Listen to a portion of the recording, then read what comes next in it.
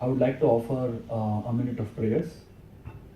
You can close your eyes if you like and absorb the vibrations of this very sweet sounding mantra. Om Agyantimirandasya Gyananjana Chakshurunmilitam Yena Tasmai Shri Gurave Namaha.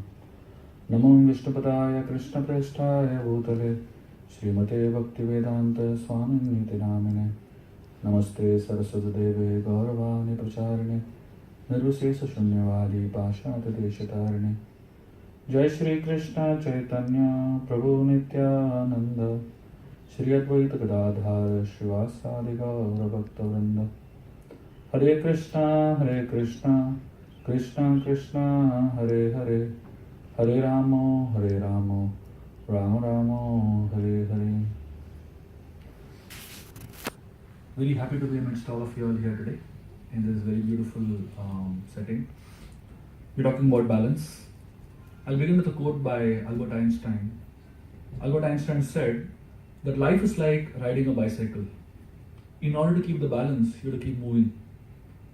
So many times in life, the pace of life is so fast that we are scared to stop.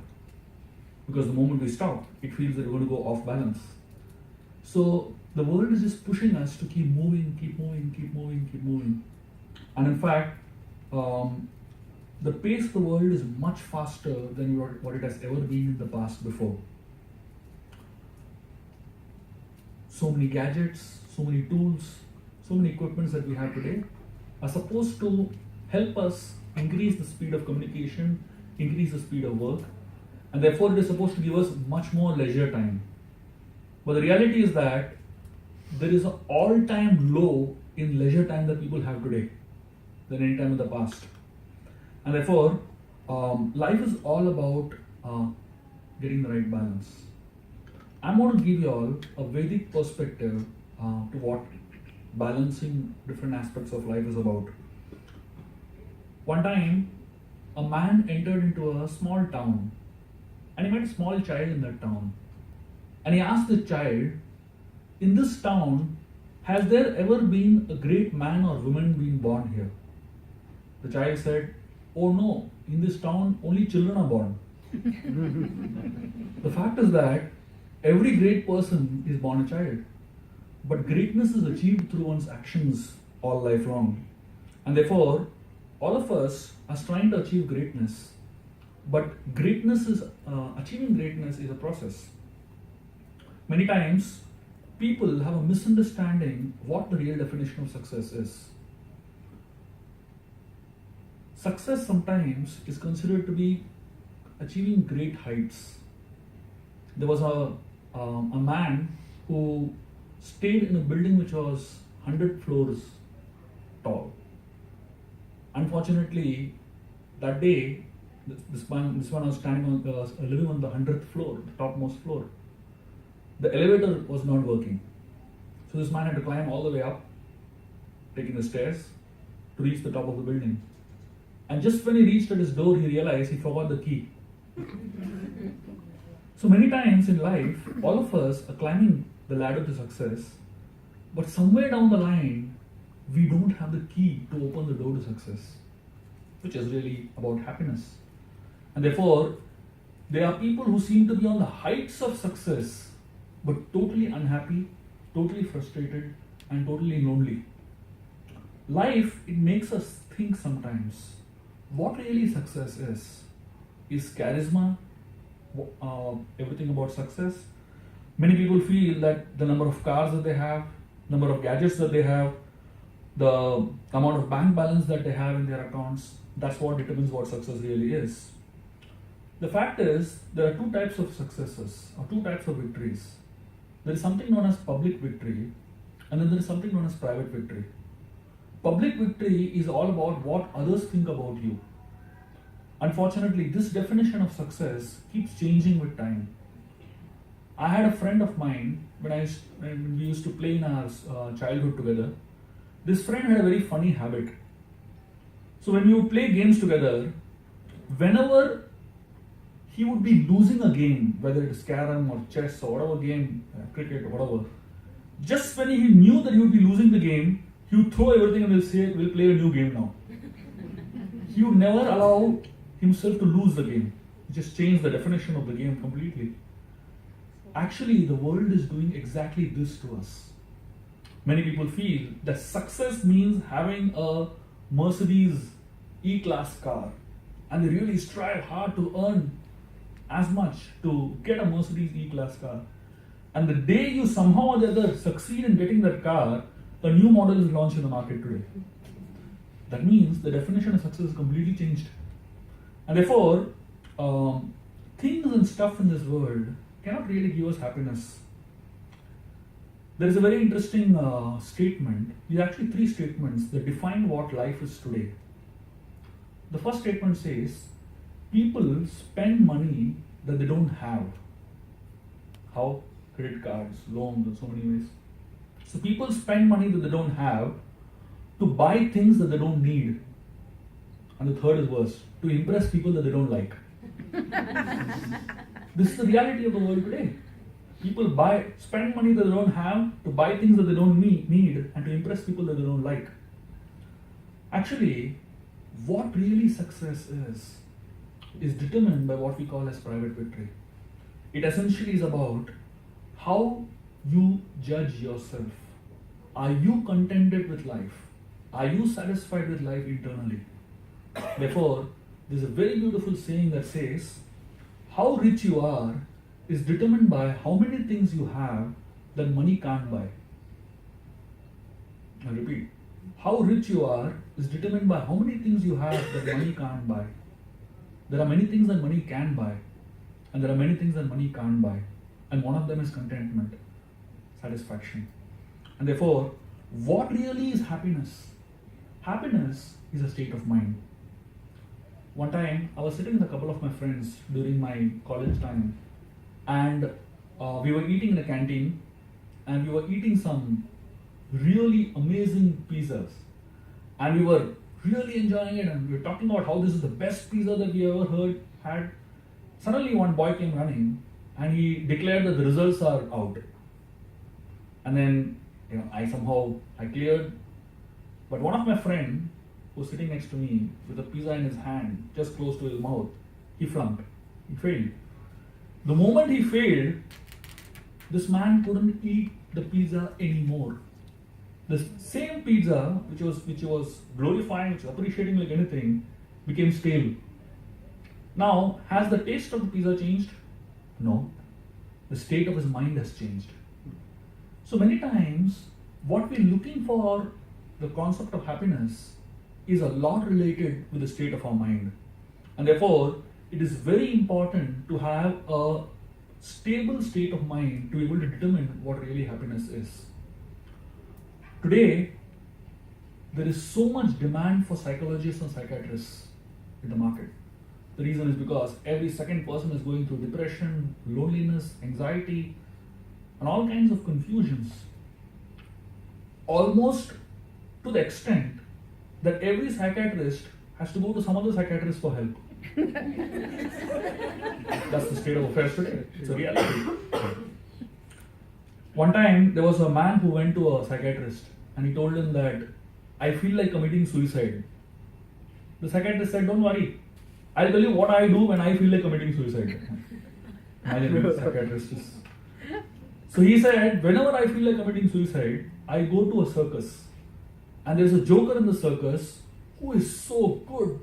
His act is so funny that I just completely forget my anxieties and my frustrations of life.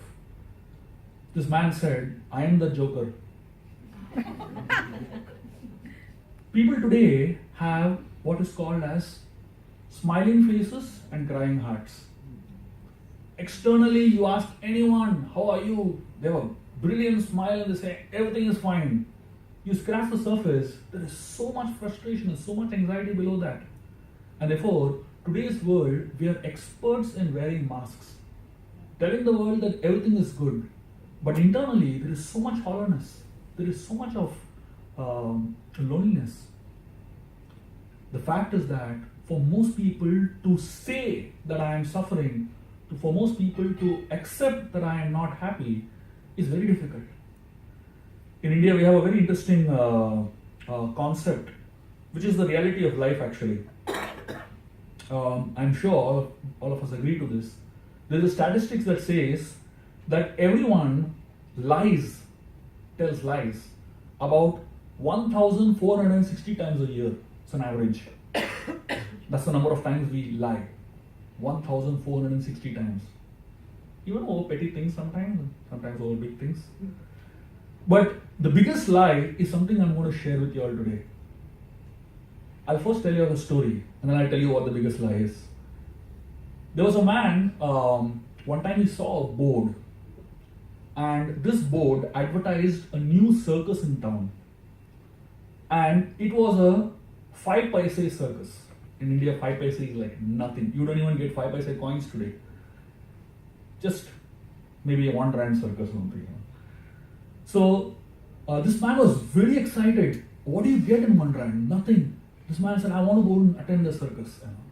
So he went, first day, first show, and he saw there was a huge line. And this man happened to be the first in the line. Hundreds and thousands of people behind him. And there was a tent, huge tent, and everyone was made to stand in front of the tent. So he paid the ticket and he went in. He was told, this circus is a special circus. Only one person allowed at a time to see the show. He was completely bewildered. What's going to happen inside? So he went in and it was an empty tent. Nothing inside at all. So he was confused what's going on. And that's when a huge, powerful looking wrestler, he came in. This man said, begin the show, I paid 1 rand. This wrestler came to him and slapped him. Do you get anything in 1 rand? And he started beating him like anything, left, right, center. This man became black and blue. And he said, next time you ever come to a circus and want to see the show for 1 rand, this is what you will get. Get lost from here. So this man went out. And now everybody outside is excited about knowing what's happening inside. They asked him, oh, how was the show? He said, excellent. Every person has to see the circus at least once in his life. Now, everyone was really enthusiastic about seeing the circus. So every person in that town went in, got beaten badly, and came out and only said, excellent circus. Everything is perfectly fine. This is the reality of the world today. The reality of the world today is that everyone knows something is wrong, but no one is ready to admit that something is really wrong in my life. And therefore, the reality of the world is that we need to start learning to see how really life has to be lived in a holistic way. And not just from an external point of view, smiling faces and crying hearts. The balance of life is about balancing 5 very important balls of life. Brian Dyson, who was a former CEO of ex-CEO of Coca-Cola, he made a very interesting statement. He said that life is a game where we are juggling 5 balls. Out of these 5 balls, 1 is a rubber ball and the other 4 are glass balls. These 5 balls are work, family, health, friends, and the spirit. Out of these 5 balls, the only rubber ball is work. When a rubber ball bounces, when you drop a rubber ball, it bounces back. When you drop any other balls, the glass balls, it doesn't bounce back, it cracks. So many times, in the pursuit of making the rubber ball, not fall, we tend to take the other 4 balls very casually and lightly. And one of them falls and cracks. You can't mend it again. Today, for most people in this world, family probably takes a back seat many times. There was a small child who went and asked her father, Dad, how much do you earn in an hour? So the dad was confused. The dad, he was really angry on the daughter. Why is she asking for money? The daughter asked, please tell me, how much do you earn per hour? And this dad said, I earn $100 per hour. And this girl, she asked him, can you give me $50? The dad was even more frustrated after hearing the second question.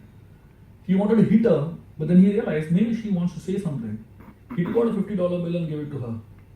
This girl took out a $50 from her pocket and added with the one that he gave and gave it back to him, saying that, please give me a 1 hour time.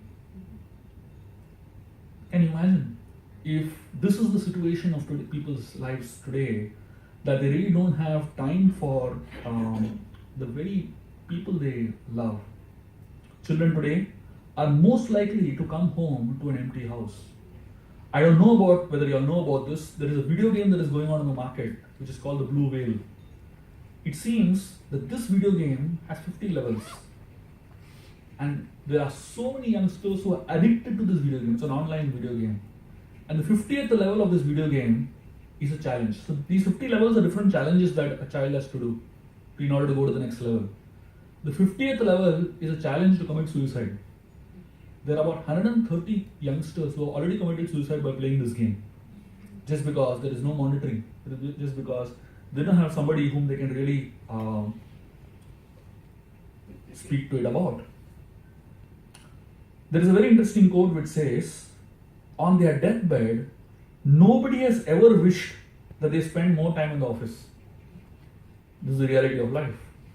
So we need to learn to spend enough time with the people we love the most, our family and our friends. Man is considered to be not a rational animal, but a relational animal. If you look at the number of searches that are done on Google every year, you'll find most searches are done for social networking sites.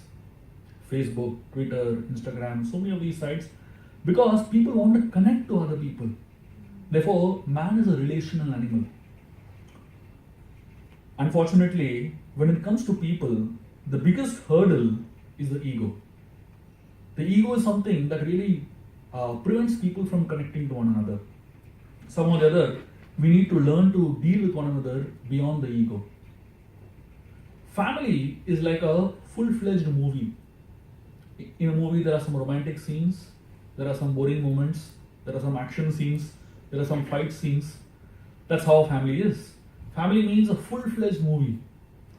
So, don't expect that in a family fights won't be there. In fact, if there are no fights in a family, it's actually quite boring. Just like we are in a 5-star hotel right now. In a hotel, everything is perfect. You'll find people who are dressed perfectly, always smiling, ready to serve all the time. Everything is spick and span. You drop something, somebody picks it up. And the taste of food tastes the same exactly every day. But in the family, that's not how it is. You will not find people smiling at you all the time. You will not find things to be perfectly clean all the time. You will not find people well behaved all the time. So in a family, imperfections striving towards perfection, that is what family life is about. So each one of us are imperfect, but we're slowly striving towards perfection. That is what people need to come together for. The next thing is health. Most people in this world are trying to strive hard to earn money, but at the cost of what?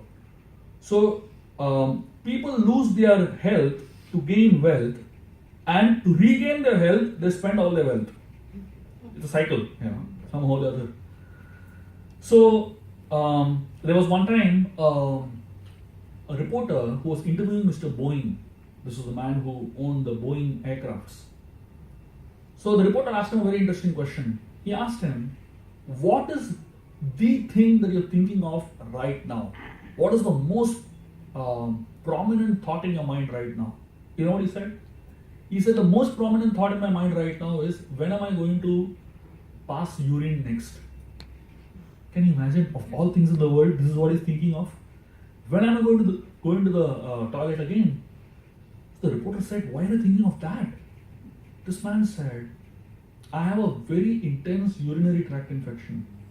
And the moment I think of when I'm going to pass again, I just go numb. And I'm constantly living with that excruciating pain in my mind of the next time I'm going to pass. So essentially, look at what wealth can give us. It can definitely give us a lot, but not at the cost of health. And therefore, it is very important to balance our needs of the health also. And the most important need is the need of the spirit. Spirit essentially means the higher spiritual needs, which we will talk about now. So essentially, these four things it's known as the four Qs of life. PQ, which stands for physical quotient, which stands for health and diet, exercise, and things like that. Then there is SQ, which stands for social quotient, or it's also called as EQ, which stands for emotional quotient. So in emotional quotient, it talks about how we relate to one another, how we experience love and share love with others. Then there's IQ, which is intellectual quotient, development of our learning abilities, upgradation. Everyone wants to know the higher truths of life. And then there is finally SQ. SQ, which essentially stands for spiritual quotient. It talks about the desire to know the purpose of life. These four Qs of life, it's about a balance about these four. As you'll have been told, life is like driving a car. There are four tires on a car, and all the four tires have to be balanced. So these four Qs, PQ, IQ, EQ, and SQ, take the car of life on the right track. It moves in the right direction and it moves at the right speed. There is a disease which is known as macrodactyly. I don't know if you have heard of this disease. This is a very interesting type of disease. If somebody has this disease, one particular organ of his body grows very out of proportion. Like somebody's thumb may grow really huge in size. Somebody's head may grow really huge in size. Somebody's ears may grow huge in size. This is called as macrodactyly. There are many people in this world who have macrodactyly as a disease. But the reality is that those who don't have a balance between these four things that we're talking about, PQ, EQ, SQ, and IQ, they actually have this disease. And most people are very, very well off in the PQ levels. That means their physical quotients are perfect. Health is great, their diet is great, their sleep habits are great. But they're struggling in EQ, the emotional quotient, the ability to connect with one another. Even if their EQ is great, they're struggling with IQ, the intellectual quotient. And even if their IQ is great, they're struggling with SQ, the spiritual quotient. And therefore, life is all about balancing all these four. We don't really need to talk about PQ so much. I'm sure you heard something about PQ in the previous sessions. PQ is about balancing your health. That means your sleep habits, your eating habits, and your diets. Ayurveda speaks about a very interesting phenomena of sleeping. It says that the rest hours of the night determines the quality of sleep that you get. It is explained if you sleep between 9 and 12, 1 hour of sleep is equivalent to 2 hours of sleep. If you're sleeping between 9 to 12, you're actually sleeping 6 hours, the quality of rest that you get. Between 12 and 3, the quality of sleep each hour is equivalent to half an hour. That means you're sleeping for 12 to 3, you're actually getting 1.5 hours rest. And the sleep between 3 to 6, each hour is equivalent to actually nothing. That means you're not really getting any rest back in that time. And after 6, you're actually going in negative.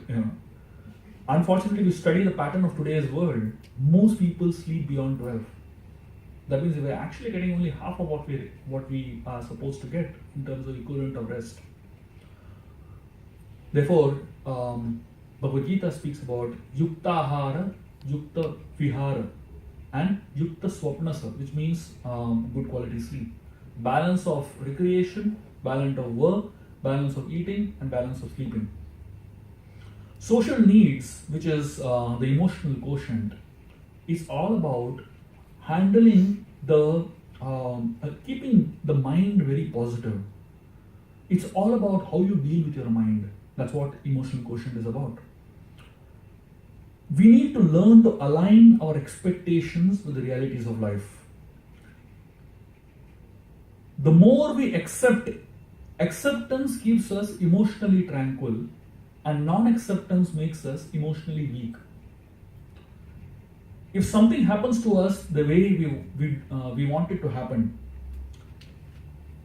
And if something happens to us the way we don't want it to happen, something goes wrong in our lives, and we're really upset about it, and I don't accept it, the non-acceptance leads to anger. There are many times things don't work out the way we want it to work out, the way we have planned. And if I'm not able to accept it, I become very angry about it. But if I accept it, it's called as tolerance. Whenever you face some uncertainty in life, uncertainty when faced, when you're not able to accept the uncertainty, it is called as fear. But as soon as you accept the uncertainty, it becomes adventure. Just like bungee jumping, there's a lot of uncertainty. If you jump off from a building, a lot of uncertainty what could happen to you. But if you accept it, it becomes adventure. There are so many people who keep doing bungee jump off planes.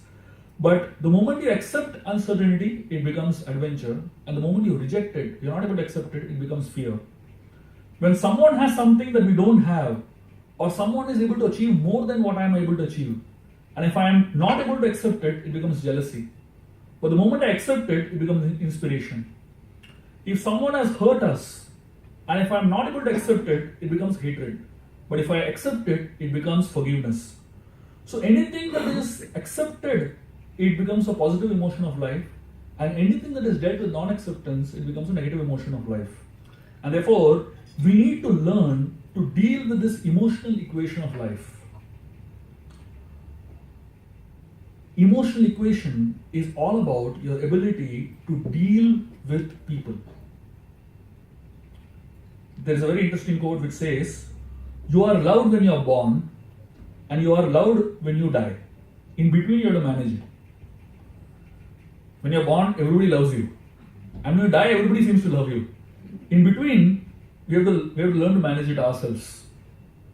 And therefore, we need to learn to accept everything that comes in our life with joy, with happiness. It's not easy, but it's not impossible. There are so many people who keep complaining about everything that happens in their life. Actually, we need to see behind everything that happens in my life, I need to see it in a very positive way, in a very wholesome way. And therefore, there's no point in suffering life. You have to learn to enjoy life. There's no point in suffering all aspects of life. On the lighter side, I would like to share with you an incident that happened many weeks back.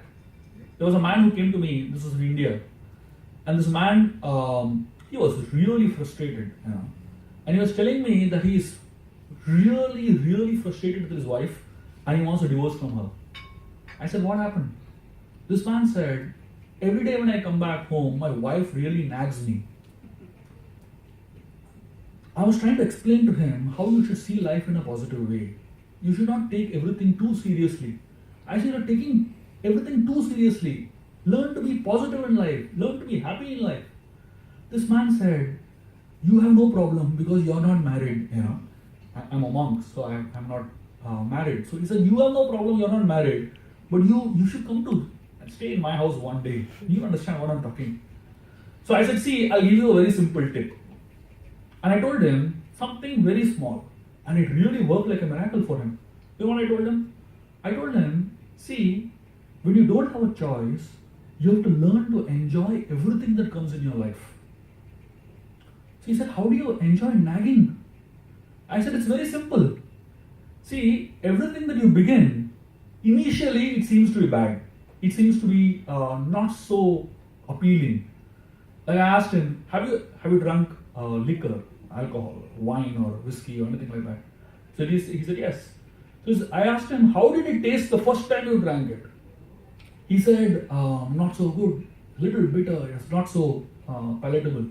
But then once you get used to it, it tastes different, right? You have to get used to the taste."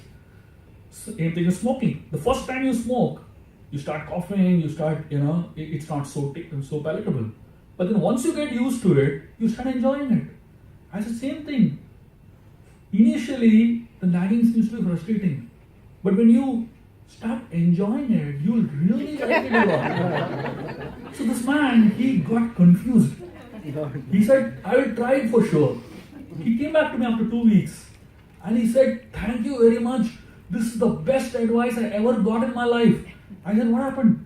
He said, for the first time in my life, I realized my wife nags wonderfully.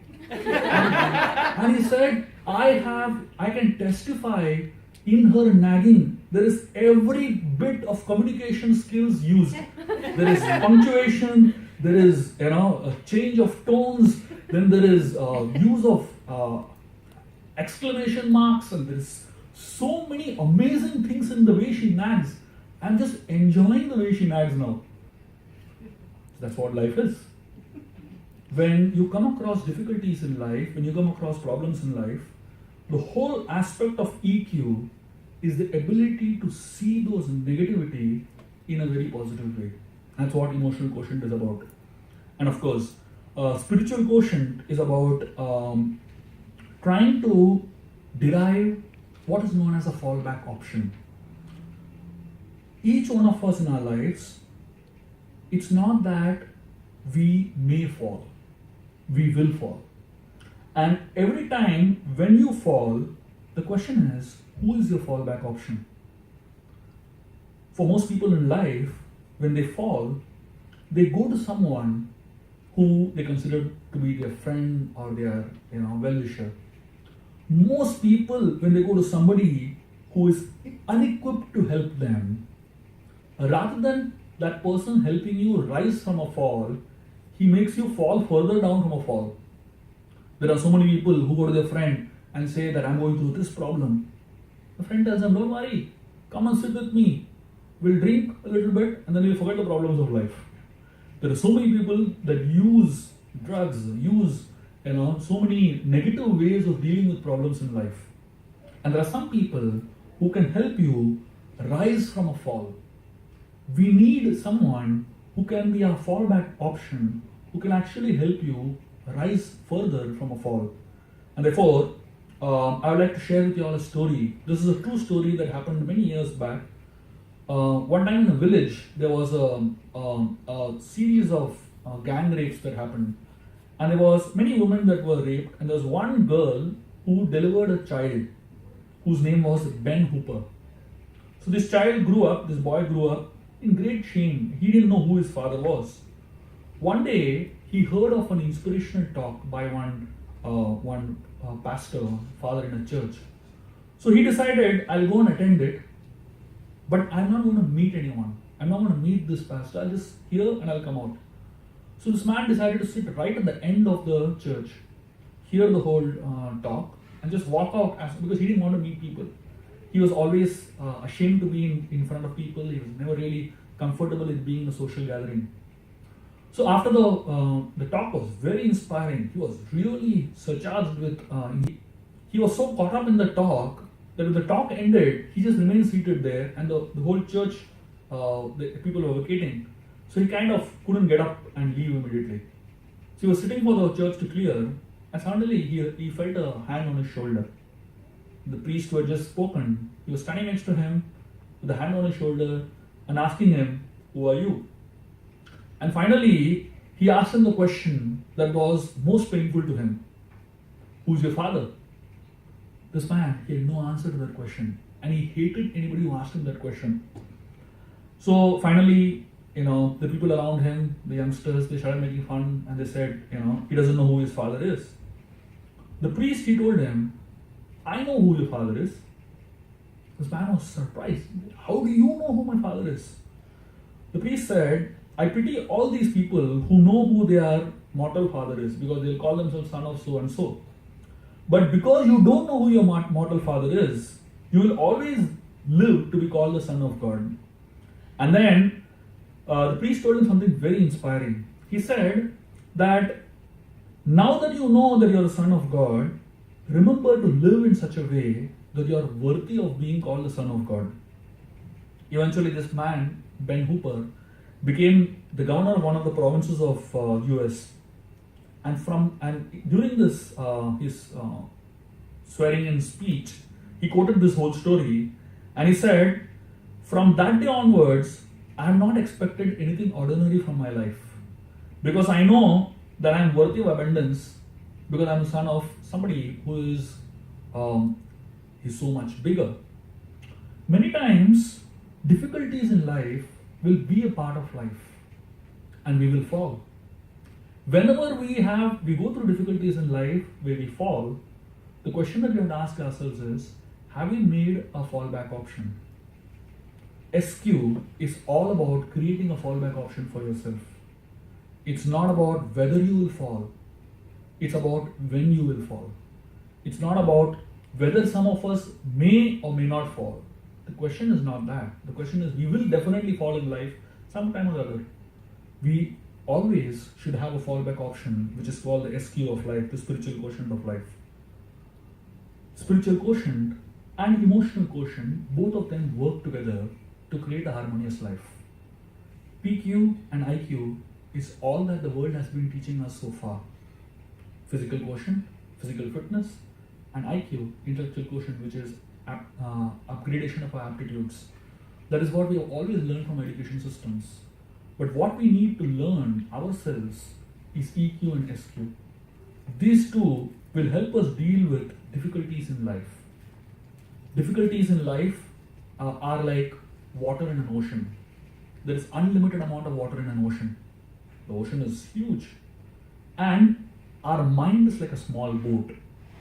Just imagine you're in a small boat in the middle of a huge sea. What is the guarantee? What is the way in which we can ensure that the water outside doesn't come inside the boat? One time I was traveling on a small boat with 3 of my friends. This was in one of the villages in India, and we were traveling the Ganga, the river Ganga, a huge river. So as we were right in the middle of the river, we saw something very shocking. Inside the boat, water was filling up. Slowly. We began to panic. We asked the boatman, what's happening? The boatman said, there's a hole in the boat. So we were like bewildered. He asked us, do you all know swimming? So we said, no, none of us knew swimming. So this boatman gave us a bucket. And he told us, remove the water and throw it out if you want to live. You can imagine our situation. We were desperately throwing out water from the bucket, from the boat, just to ensure that we continue living. Of course, we made it. That's why I'm here. But the fact is that day gave me a very important realization of life. Our mind is like that boat, and worries and difficulties that come in our life are like a small hole in that boat. One small hole is enough to capsize the entire boat. The way in which our mind is situated is that we are always filled with difficulties. We are always surrounded by the ocean of difficulties and miseries. The question is, when will those difficulties and miseries enter into our boat and capsize our boat? When we focus on one of them. Even one misery that is focused on, one difficulty that mind completely focuses on, actually can completely capsize our boat. The choice, difficulties in life will come. We don't have a choice whether difficulties will come or no. But whether to be affected or no is our choice. And that's what EQ and SQ is all about. The mind, the Bhagavad Gita, Krishna says, it can turn hell into heaven or heaven into hell, depending on how it is dealt with. If you know how to deal with the mind can be your best friend. And if you don't know how to deal with it, the same mind can be your worst enemy. And therefore, it is very important to understand that we do not give the remote control of our life to somebody else and to situations of life around us. It's not that somebody presses a button and we start crying and somebody presses a button and we start laughing. Why should we allow the other people to control our lives? Why should we allow the situations that come in our life to control our lives? And therefore, it is very important to learn to deal with your mind. I'll tell a very interesting story. This is one of the last stories that I'm going to share. This is a story of a small boy who wanted to have a holiday from school. So this boy, he decided to play a prank on his school. He came back to the school in the evening and he brought with him 3 sheep. He numbered the sheep. He put the number 1 on the first sheep, he put number 2 on the second sheep, and he put number 4 on the third sheep. And he sent the sheep into the school. And he went back home. The next day morning when he came, when the staff and the cleaners came, they saw all over sheep litter. They were confused. They started running around and they found 3 sheep. 1, 2, and 4. They were confused, where is the number 3 sheep that is missing? They searched all over the school and they couldn't find the number 3 sheep. They declared a holiday emergency. There's a sheep running around in the schools. They were searching for a number 3 sheep that didn't exist. All of us are exactly like these people. We have the number 1, number 2, and number 4 as far as relationships are concerned, as far as gadgets are concerned, as far as positions and our bank balances are concerned. But we are always looking for the number 3 sheep that is missing in our lives. We always think that the other person may make my life more happy. Some other gadget can make my life more happy. This car can make my life more happy. We are always looking for the number 3 sheep that is missing in our life. And in the process of looking for the number 3 sheep, we forget to enjoy the number 1, 2, and 4 that is already there in our life. And therefore, the mind always tricks us to look for satisfaction in that thing that we don't have. And therefore, it is very important to bring back our mind and focus on that thing that we have and look for satisfaction in all those things that we have in life, which is what is called as private victory. I'll end with a very interesting quote. It talks about balance. This very beautiful analysis talks about what really balance is and analyzes our whole life in a very wonderful way.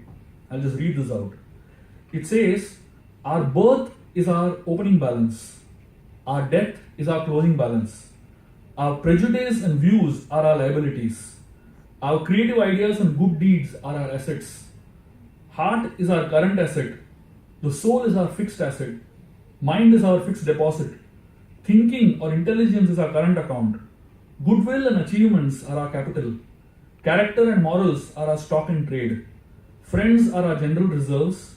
Values and behavior are our goodwill. Patience is our earned interest. Love is our dividend. Children are bonus issues. Education is brands and patents. And knowledge is our investment. The profit or loss is our karma earned. So before the income tax assessment, which is the arrival of death, balance your sheet. This is what life essentially is about. There are 4 phases of life, assuming we live up to 100 years. The first 25 years of life is what is known as learn. We spend time learning and upgrading ourselves. The second 25 years of our life is what is known as earn. We spend that 25 years earning money, earning wealth, and earning reputation, earning fame, earning position, so many things. The third 25 years of our life should be spent on what is known as return. Give back to society. Whatever we have got, we need to be grateful for it and serve society by giving back, which is known as return. And the last 25 years of our life is to be lived in such a way so that we never return back again into this world. The concept of karma talks about returning back again. The last 25 years, we live in such a way that we never really have to return back. And therefore, the world does not remember you by what you have. The world remembers you by what you give. Therefore, it is very important to remember that if we really want to balance our lives, we need to balance by not just taking, but also by giving back to this world. That's what really brings harmony and balance to our lives. Thank you very much.